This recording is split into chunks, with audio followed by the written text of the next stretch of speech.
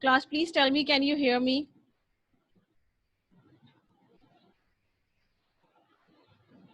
Think some of you are having problem.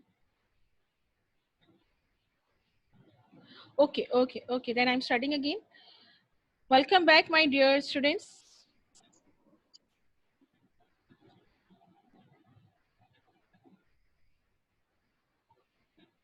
This is our lecture number 2.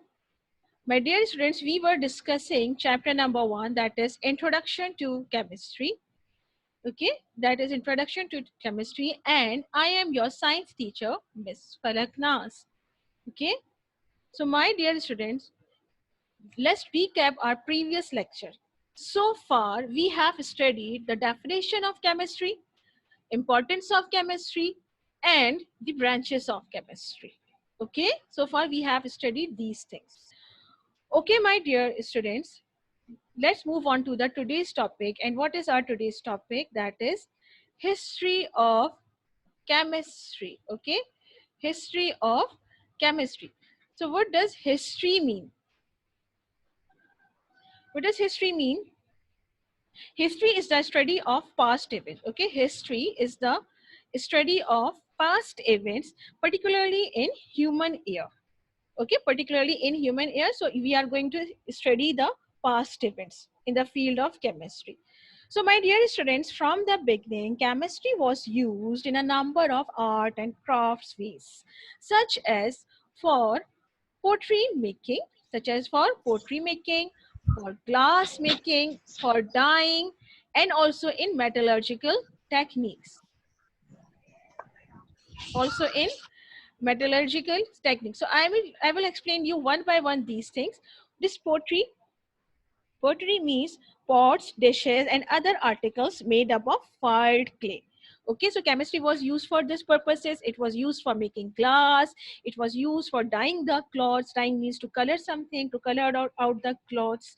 And in metallurgical techniques, metallurgy means it is a technique. Okay, it is a process that is used for the extraction of metals from their ores. Okay, if you want to extract any metal, so what you will do, you will dig out, you will mining, and through mining you will dig out something like you will dig out and find it out a rock salt. Okay, okay, that solid rock will be called as ores. And what you will do, you will extract the pure metals from the ores, because your ores is made up of multiple types of metals, non-metals, minerals, and as well as impurities. So what you have to do, you have to extract the metals from their ores. So basically in chemistry, previously it was used for pottery making, for glass making, for dyeing clothes, and in metallurgical techniques. Okay, I will explain metallurgy in my next slides as well in detail. Okay, so my dear students, basically all these developments were experimental.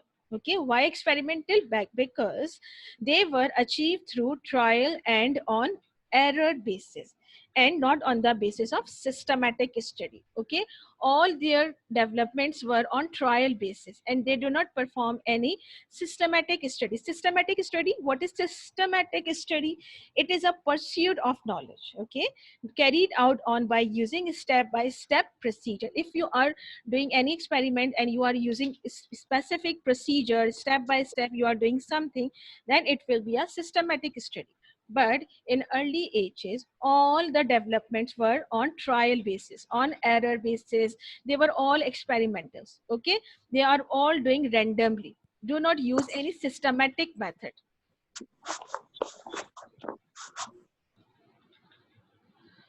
Okay, so basically all these developments were experimental. Okay, now if we move in ancient times, so we will start from the Greek period. We will start from the Greek periods, and the most prominent Greek philosophers were Plato, next is Aristotle, and Democritus. Okay, Democritus. These are the most famous Greek philosophers in Greek time or in ancient times, and they contributed a lot in the field of chemistry. So let's check it out, their contribution. Okay, what are the contribution of Greeks? Number one, they introduced, what they did, they introduced the concept of elements, atoms, and chemical reactions. Okay, what is elements? Elements are the simplest kind of matter. What are atoms? The smallest particle of matter. And chemical reactions mean rearrangement of atoms and molecules. Okay, so basically all these concepts like of elements, atoms, and chemical reactions were firstly introduced by Greeks, or you can say Greek philosophers. Okay, they thought that matter, matter, it is something which occupies space and have mass. So matter was derived from four elements. They are earth, air, fire, and water. According to them, everything in the universe is made up of four elements, and they are earth, air, fire, and water. Please turn off your sound. Okay, so according to them, fire was hot and dry, earth was dry and cold, water was cold, hot and wet, and air was cold, wet, and hot. So basically, my dear student, these were their concepts and ideas. These were their bed में जाके concepts and ideas.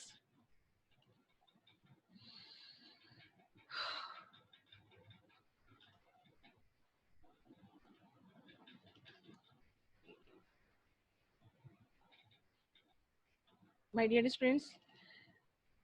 Okay. So my dear students, according to them, what they thought that universe is made up of only four elements. And what are those four elements? Earth, air, fire, and water. So my dear student, what you have to do here, you have to prepare these points. Okay, you have to prepare these points for your objectives, and these are just their concepts and ideas. Okay, ideas of Romans. Next is the contribution of Romans. Okay, who are Romans? People of Rome are called Romans. Okay, what they did, they improved the metallurgical process. They improved the metallurgical processes. Again, metallurgy is defined as a process. It is a process that is used for extraction of metals in their pure form, in their pure form. So it means extracting of metals from its ores to make pure and refined metal. So what is extraction? What you will do mining on earth. Okay, what you will do mining and earth, and you will pick out some natural rock. Okay, that natural rock contains one or more valuable metals or minerals. They are called as ores. Okay, means your ores are made up of multiple minerals, multiple metals, and as well as some sorts of impurities. So what you have to do, you have to extract the metals from that natural rock. So what you will do, you will perform some experiments, some techniques to extract the pure metal. So this process is called as the metallurgy. Okay, this process is called as the metallurgy. Okay, so basically Romans improved this metallurgical processes. Next contribution of them was they introduced the enameling of pottery. Okay, here again pottery term is used here. So pottery, it is a pots or dishes. Potteries are pots or dishes that are made up of fired clay. And now enameling. What does enameling mean? It is the art of applying richly colored powdered glass to the surface of metal. If I will explain you in a very simplest way, okay, if I will explain you enameling in a very simplest way. So what is enameling? Enameling means coating or decorating. Here you can see coating or decorating with paint or polish. Means if you want to coat any metal, anything, any metal with the help of paint or with the help of polish, so it is called enameling. So coating or decorating of any metal is called enameling. So this concept was introduced by the Romans. Okay, my dear students, so after this ancient times of study and research, Muslim era started. Okay, Muslim era started. The Muslim scientists did great research and work in the field of science. And that's why This period is known as the period of Alchemist. Okay, period of Alchemist. My dear students, the Muslim scientists, okay, the Muslim scientists made rich contributions to the various branches of science, especially in the field of chemistry. And they introduced different scientific methods and experimentations as well. Okay, they did a lot of research in the field of chemistry. So my dear students, the modern scientific knowledge, today's modern scientific knowledge is based on the contribution of these Muslim scholars. Okay, now who are they? Number one is, okay, next is the alchemist developed and used many laboratory equipment such as, okay, they developed and used many laboratory equipment such as, number one is funnels. Okay, number one, they developed funnel. Then they developed crucibles, and it is used for melting of metals. Okay, if you want to melt any metal, fused any metal for fusion purposes, so you will use this crucibles. Next, they developed balance machine for weighting. Next is weighing. Okay, next is retorts. Okay, what is retorts? It is a device. Okay, it is a device that is used, or it is a laboratory equipment that is used for distillation. That is used for distillation. What is distillation?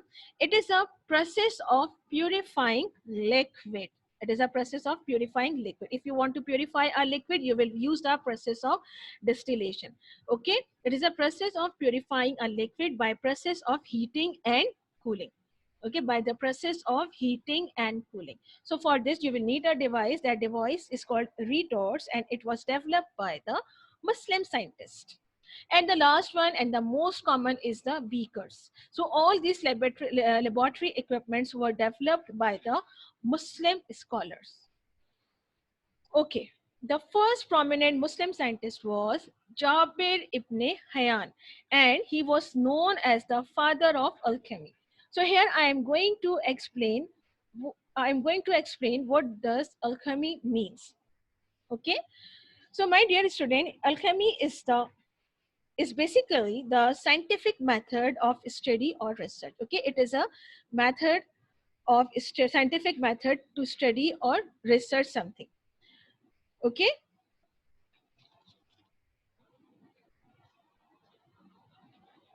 okay, basically in this process or in this study, what they will do, they has only one purpose. Okay, alchemy is working on one purpose, that is to convert ordinary matter into something extraordinary. Okay, for instance, the scientists who are working on this process, on the process of alchemy, so working on this process wanted to convert cheap metals into gold, that is precious metal. Okay, so what were their focus on, what they focused on, they focused on the conversion of cheap metals into gold. So basically these scientists were known as alchemists, and the process or the period is known as alchemy, and Jabir ibn Hayyan is the father of alchemy. Okay, let's quickly go through the contributions. He invented the experimental methods for the preparation of nitric acid, hydrochloric acid, and white lead. Okay, he developed multiple methods to prepare nitric acids, hydrochloric acids, and white lead. They all are different chemicals. They all are chemicals. White lead, you can say सफेद सीसा, सीसा हम lead को कहते हैं. So all these things were developed by experimental methods for the preparation of all these things were introduced by Jabir ibn Hayyan. Next, he developed method for the extraction of metal from their ores. Again, it is a metallurgy. So he developed methods for the extraction of metals from their ores. Okay. Last one is he developed method for dyeing of clothes. Dyeing means to color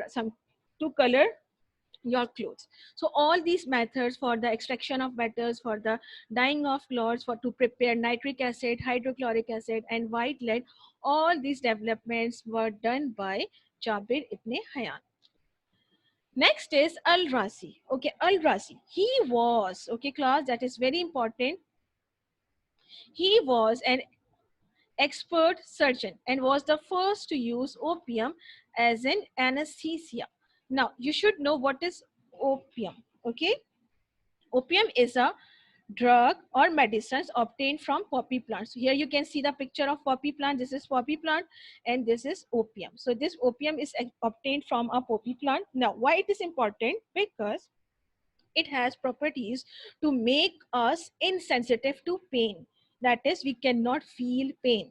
Okay, so it can be used for surgery. So basically he was the first to use opium as an anesthesia during his surgeries. Okay, this is the poppy plant. Also, he divided substances into living and non-living origins. What he did, he divided the substances into living and non-living origins, means he tell us that what type of substances are coming from living sources and what type of substances are coming from non-living substances. Means he tell us about the organic compounds and inorganic compounds. So organic compounds are those that are obtained from living matter, and inorganic compounds are those that are obtained from non-living matter. Okay, so he divided substances into living and non-living origins. Next is Alberoni, and the last one is Alberoni. He determined the densities of different substances. You know, densities, mass divided by volume. If you have mass of any substance and divided it by its volume, then you will find it will become a density. So he determined the density of different substances. He tell us the densities. He calculated the densities of different substances. Okay, so moving towards the modern era of science, and the first scientist was the Robert Boyle. Most important, first of all, Robert Boyle, what he did, he put forward the idea that chemistry should be regarded as, okay, chemistry should be regarded as a systematic investigation of nature with the sole aim of promoting knowledge. Okay, basically what he did, my dear student, he gave an idea that chemistry should be regarded as a systematic investigation of nature. Systematic investigation means chemistry can be applied on all the process of nature. Okay, what he thought, chemistry can be applied on all the process of nature, not only for the conversion of metals into gold. That was the study of Alchemist. Okay, what was the study of Alchemist? They only focus on the conversion of cheap metals into gold. So that was Alchemist contribution or Alchemist findings. But basically Robert Boyle put forward the idea that we should consider chemistry as a systematic investigation of nature. Okay, systematic. If you have any questions, you can ask at the end of the lecture. So, my dear student, that's why Robert Boyle was also known as the father of modern chemistry. That's why he was also known as the father of modern chemistry. Next modern era scientist was Joseph Black. Okay, Joseph Black, he made a study of carbon dioxide. Carbon dioxide is a gas, and he made a study on carbon dioxide. Next is Joseph Priestley. Okay, next modern era scientist was Joseph Priestley. And what he did, he discovered oxygen, sulfur dioxide, and hydrogen chloride, that is HCl. So all these gases and chemicals were discovered by Joseph Priestley. He discovered oxygen, sulfur dioxide, and hydrogen chloride, that is HCl. Next scientist is Schiller. Okay, next scientist is Schiller, and what he discovered? He discovered chlorine. Okay, chlorine, Cl. Okay, the chlorine was discovered by Schiller. Next one is Cavendish. Okay, next one is Cavendish. What he did, he discovered hydrogen, the most important element on universe. Okay, hydrogen was discovered by Cavendish. Oxygen was discovered by Priestley, and chlorine was discovered by Schiller. Okay, so you keep it in your mind. Okay, my dear students. So these are all the scientists of modern era. Next scientists are Lavoisier. Okay, what he did, he discovered that, class, if you have any question, so please ask at the end of the session. Okay, now he discovered that oxygen constituted, he discovered the composition of oxygen in air, composition of oxygen in air, and according to him, its constitution composition is one fifth. Okay, out of five portion, the one portion of air is oxygen. One portion of air is oxygen. It was the discovery of Lavoisier. Next is John Dalton, and the very famous one. Why famous? Because he gave atomic theory of matter. He gave atomic theory of matter, my dear students. Atomic theory, what was the first and most important postulate? Matter is made up of smallest and tiniest particles that are called atoms. So this theory was put forward by John Dalton. And that's why he also gave the concept of atomic weights. Okay, the weights of the atomic, he also gave these concepts. Okay, next is J.J. Berzelius, and he introduced the periodic arrangement of elements. After the discovery of so many elements, they want to arrange the elements in its periodic arrangement, means according to their physical, increasing physical, according to their physical and chemical properties. So all this arrangement was first introduced by Berzelius, means arrangement of elements was first introduced by Berzelius. Next is Arrhenius. Okay, Arrhenius, what he did, he gave ionic theory. What he gave? He gave ionic theory. Okay, atomic theory was given by John Dalton, and ionic theory was given by Arrhenius. Now, what is ionic theory? If a substance dissolve in water, if any substance, if you dissolve any substance in water, it will split into its positive and negative ion if you will pass a electric current through it. Okay, if you pass a electric current in water and dissolve some sort of substance in it, so your substance will break down into positive and negative ions. So this concept was given by, was gave by Arrhenius. Okay, next is Faraday, and he put forward the laws of electrolysis. Electrolysis means breakdown of chemical substances by passing electric current through it. Okay, so all these things were given by different modern era scientists. Okay, my dear students. So that's end of the history. Now, my dear students, let's move towards our next topic. And our next topic is the scientific approach in chemistry. So what does scientific method? Scientific method, a process for experimentation that is used to explore observations and answer questions. Scientific method, it is a process. In that process, what you will do, you will perform some experiments by using some, and you will explore some observations, and then you will find out the answers to your questions. So all these things, all this study, all this process is called as scientific method. Okay, so it is basically the scientific method of study or research. So you have different steps of scientific method. First of one is observation, second is hypothesis, third is theory, and the last one is scientific law.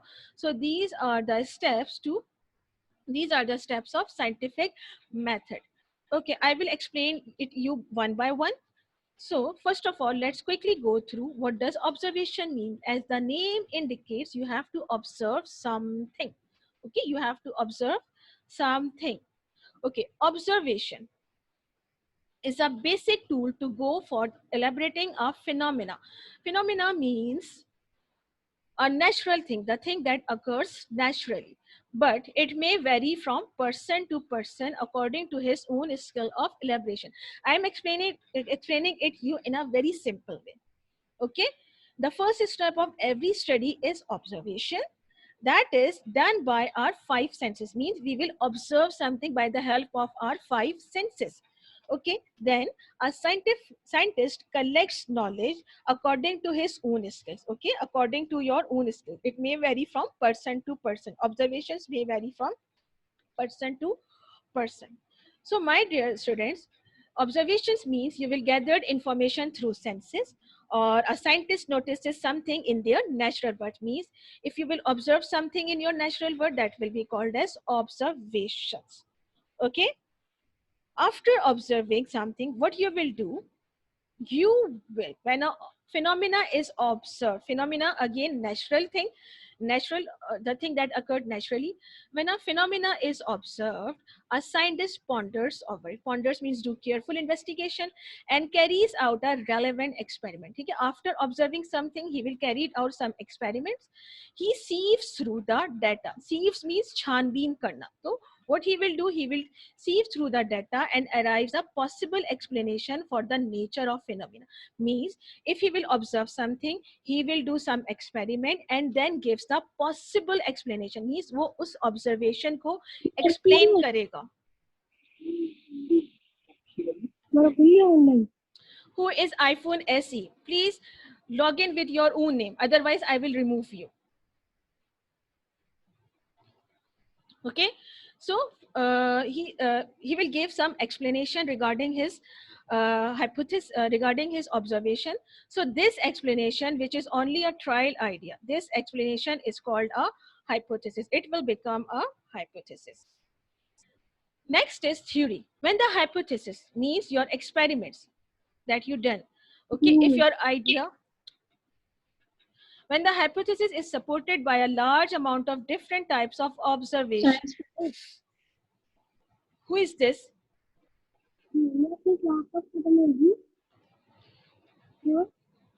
Who is this? iPhone SE, please. I'm removing you.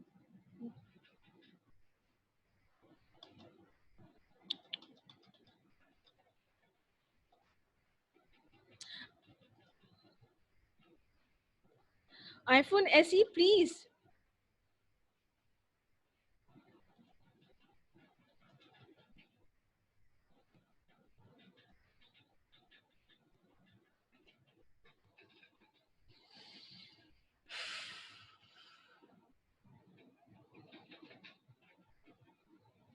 Okay, what is a theory? When the hypothesis is supported by a large amount of different types of observations, when you will perform multiple observations, multiple experiments on your hypothesis, it will become a theory. It will become a theory. It will become a theory. Okay, next is the scientific law, a theory which is tested again and again. Okay, every theory which is tested again and again and found to fit the facts and from which valid predictions may be made is then known as scientific law or principle. I am explaining you it in simple way, in the simpler way. If the theory is tested again and again, okay, if your theory is tested again and again and it can be proved universally, that is by large number of scientists having the same results, means all the scientists perform the experiments and they found out the same results, then it will become a law. Simply it will become a law when it will accept universally.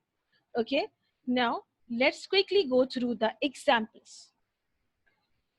Okay, just suppose why shadow of an object is produced.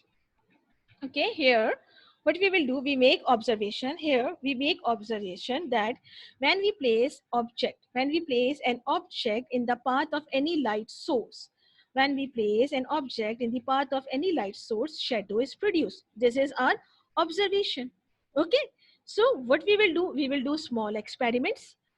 How? By placing a small ball, by placing a ball here in the path of the light. Here for light I am using torch here. So if you will place an object in the path of the light source, so what you will see, you will see the shadow. Okay, you will see the shadow. So here after performing this experiment, you gave an idea, that light travels in a straight line. You gave an idea that light travels in straight line. So this idea, this is your idea. Okay, by performing one experiment, this is your idea. So your idea will become a hypothesis, or it is called as the hypothesis. Okay, then what you will do, on the basis of your hypothesis, you will perform some more experiments, like then you look around and get more examples of it. Okay, it and perform more experiments. Like if you do a hole, like what you will do, you will do a hole in the paper and place in the path of light. Okay, do a hole in the paper and place it in the path of light. Then you see the shadow of paper. Then you will see the shadow of paper, but you also observe that the light is passing through the hole. Okay, so it means light travels in a straight line. That was your hypothesis, but after performing so many experiments, again you find it out that light travels in a straight line. So it becomes your theory. Why it becomes your theory? Because after performing so many experiments, you find it out that light travels in straight lines. That's why it passes through the hole. That's why it will become your theory. Next, my dear students, let's take another example of solar eclipse here. Okay, example of solar eclipse. In solar eclipse, what happened? In solar eclipse, moon comes in between sun and earth, and you will see the shadow of the moon on the earth. And the light of the sun light of the sun cut off towards the earth. Okay, why is that so? Why is that so? This is also due to the fact that light travels in straight lines. Why it is that so? Because light travels in a straight line and it does not bend. It does not bend. Okay, my dear students, after performing so many experiments and after performing everywhere on earth, everywhere on universe, when you will prove it experimentally everywhere in universe, then it will become a scientific law. Okay, why it will become a scientific law? Because you have proved this hypothesis universally. Okay, so what is your law? That light travels in straight lines and does not bend. Okay, so my dear student, study this is the way to study any scientific method. Okay, if you want to perform any experiment, so you will go through these 4 steps. First of all, you will observe something, then you will make hypothesis, then theory, and then scientific law. Okay, for scientific law you have to prove your theory universally. But my dear students, not all hypotheses and theories pass successfully to become scientific law. It is not necessary your all theories and hypotheses pass successfully to become scientific law. It is not necessary. Sometimes your observation sounds very authentic but are difficult to prove it experimentally. So it's okay if your hypotheses and theories do not become a law. Okay, my dear student. So my dear student, this is how a scientific study can be done by using various steps. Okay, these are the steps to do a scientific study. Basically, science cherishes all forms of ideas and proposals. Even obsolete ideas are kept as references. It is said that there is no end to knowledge. So, development in science too may have no limits. Okay, my dear student.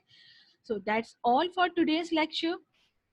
If you want to ask anything, if you want to ask anything, please raise questions. If you want to ask anything, please ask it in the chat box.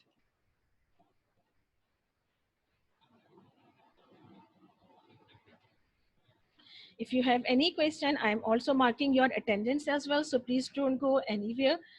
If you have any question, please let me know. Write it down in the chat box. I will upload this lecture on my YouTube channel as well, so you can go and watch from there as well. Okay, if you want to go from each and every slide, if you want to see each and every slide, so what you will simply do, go to my YouTube channel and I will upload this lecture there. Okay, so I'm taking your attendance. I will take just a snapshot of your attendance, so please don't go anywhere and write your questions in the comment box. Any question? Scientific law. Okay, scientific laws, listen to me very carefully. If your theory, okay, if your theory is tested again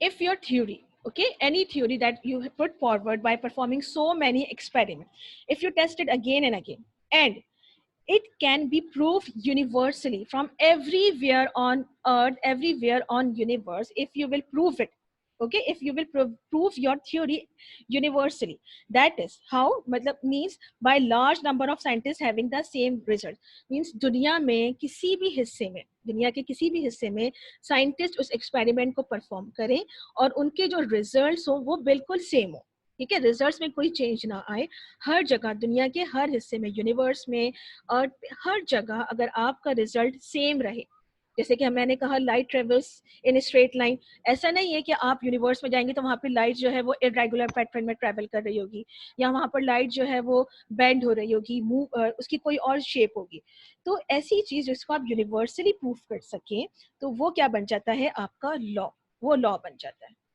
okay, now more questions please. Opium. Opium, what is opium? Opium is a medicine or drug. Okay, opium is a medicine or drug that is used for surgeries. Okay, why it is used for surgery? Why you use opium as a surgery for surgery? Because it has properties to make us insensitive to pain. Okay, to make us insensitive to pain, that is we cannot feel pain, so it can be used for surgeries.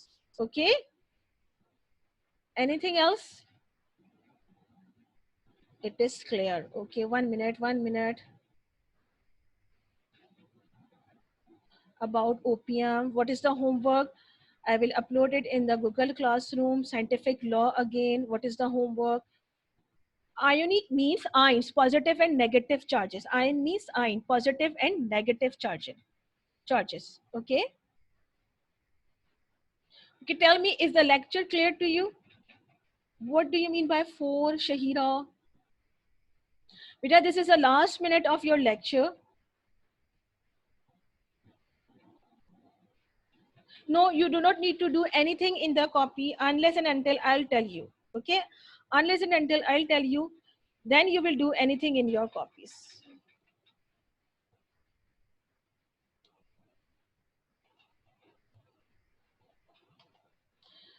So my dear students, thank you for being with me.